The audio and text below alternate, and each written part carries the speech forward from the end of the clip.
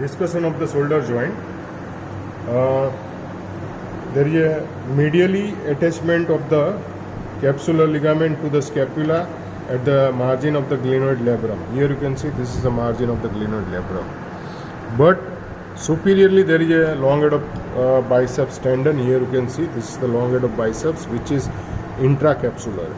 This is the intracapsular. So on here you can see this is the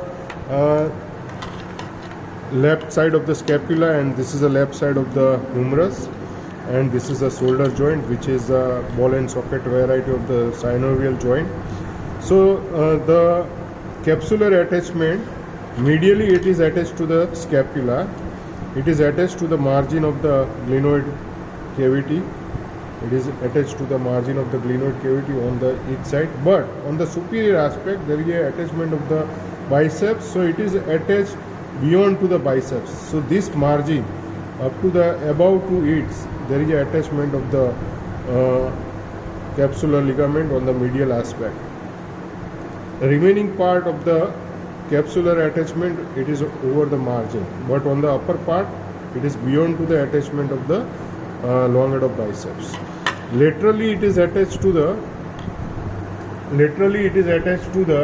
anatomical neck of the humerus. This is the anatomical neck of the humerus. So it is just inner to the, it is the soft part, it is the smooth part of the humerus. This is the attachment, but medially and inferiorly it goes beyond to the up to the surgical neck. There is a loose attachment of the capsular ligament, and then again it goes upwards and it is attached to the smooth area of the capsular attachment over the inner to the greater tubercle, inner to the lesser tubercle. But between the greater and lesser tubercle it passes the bicipital groove, it passes the long head of biceps.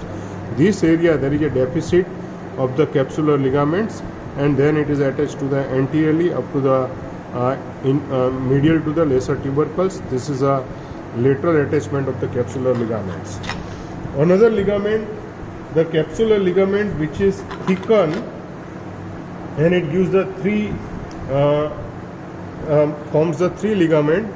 The superior glenohumeral ligament, the superior glenohumeral ligaments, which is attached to the, this is the glenoid cavity. It is attached medially upper pole of the glenoid labrums, and few fibers which is attached to the supraglenoid tubercle anterior to the attachment of the biceps. So this is the attachment of the biceps. Anterior to the attachment of the biceps there is a attachment, the medial attachment of the superior glenohumeral ligaments. Laterally it goes laterally, and it is attached to the, this is the long head of biceps. It passes through the bicipital groove. So in between there is a bicipital groove. This is the medial lip, this is the lateral lip. So laterally it is attached to the medial lip of the bicipital groove, anterior margin of the medial lip of the bicipital groove. This is the attachment of the superior glenohumeral ligaments. Middle glenohumeral ligament, which is lies under beneath to the subscapularis muscles, and in between there is a subscapular bursa. This is the subscapular bursa, and this is the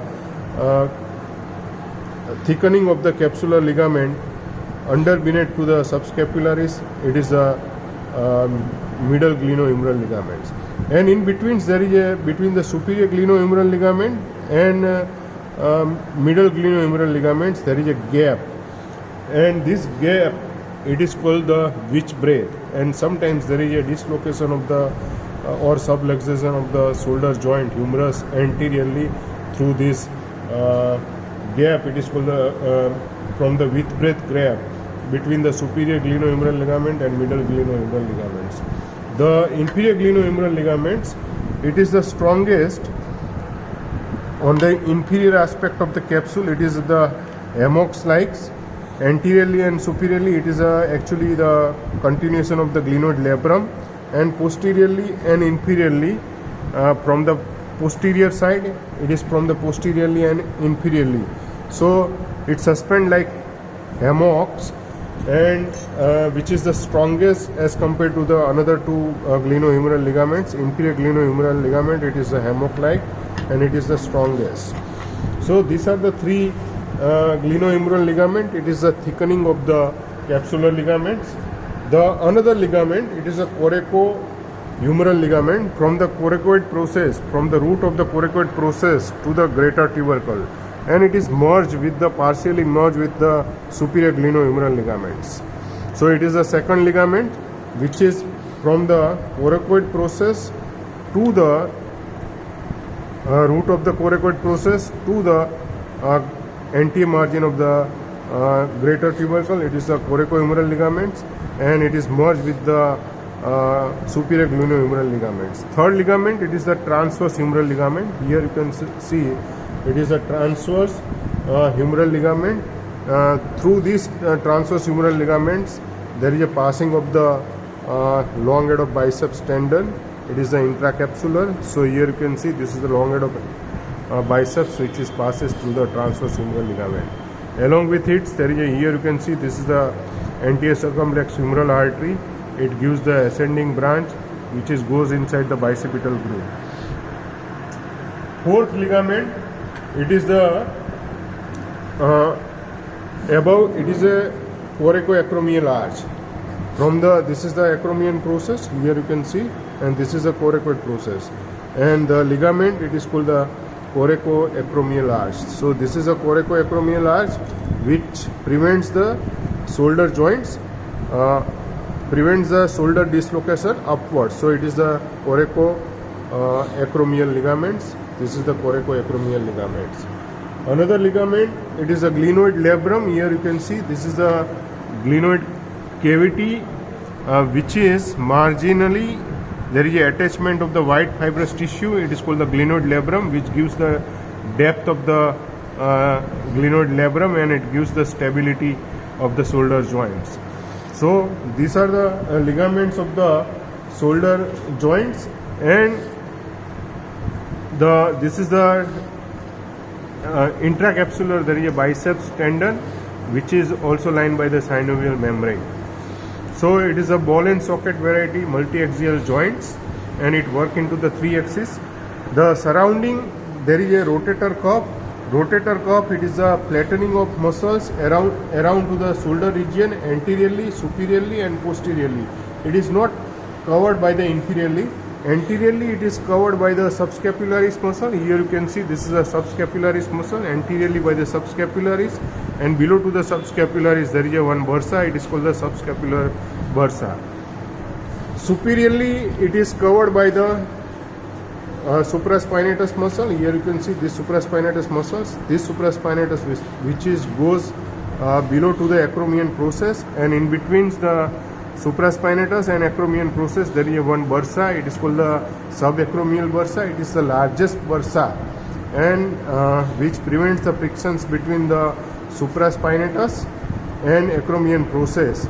Whenever there is inflammation of this bursa, it is called the subacromial bursitis, and it is the presence of the Doben signs. Posteriorly it is covered by the two muscles, rotator cuff, which is formed by the two muscles, infraspinatus and teres minor. Infraspinatus and teres minor. So this is the four muscles which making the rotator cuff. Posteriorly two muscles, teres minor and infraspinatus, superiorly by the supraspinatus and anteriorly by the subscapularis.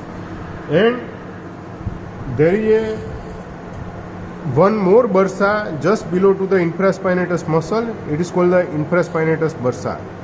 So one over the infraspinatus, just below to the infraspinatus there is a bursa. It is called the infraspinatus bursa. Just below to the acromion, subacromial bursa, and anteriorly there is one bursa which is called the subscapularis bursa. The blood supply to the shoulder joint by the anterior circumflex humeral artery, posterior circumflex humeral artery which is goes posteriorly. This is a posterior circumflex humeral artery which is goes backside. Here you can see this is the along with the axillary nerve there is a posterior circumflex humeral artery. Here you can see this is a posterior circumflex. This is a posterior circumflex humeral artery, and also there is a arterial supply to the shoulder joint by the suprascapular vessels and subscapular vessels. Here you can see this is the vessels which is behind to the coracoid process. There is a vessels above to the suprascapular foramen. Suprascapular foramen passes the suprascapular nerve, and above it is suprascapular vessels. And medially there is a subscapular vessels. This is the branch of subscapular, mainly the circumflex scapular, which supplies to the shoulder joints. So this is about to the muscles, blood supply of the shoulder joint. Sometimes clinical anatomy of the shoulder joint, partially dislocation, it is called the subluxation. It is the joint which is remain inside the glenoid labrum. Either complete dislocation of the shoulder joint, which is also occur mainly on the inferior aspect, because the anteriorly, superiorly and posteriorly it is covered by the rotator cuff. So mostly the dislocation which is occur on the inferior aspect. Frozen shoulder, it is mainly the inflammatory changes causes the shrinkage and adherent of the joint capsules. So joint capsule which is adherent, and it is called the frozen shoulder, or it is called the adhesive capsulitis. Sometimes there is a calcific tendinitis of the shoulders. There is a inflammation and calcification of the subacromial bursa. It is called the calcific scapulohumeral bursitis.